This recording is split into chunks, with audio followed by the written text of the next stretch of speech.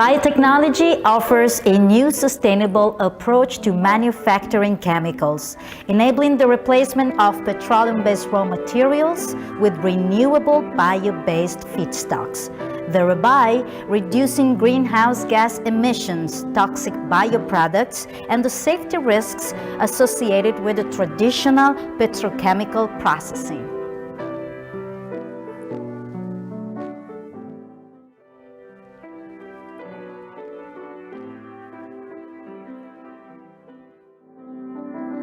We strongly believe that a more livable world is possible, also thanks to fermentation. Great, Doc.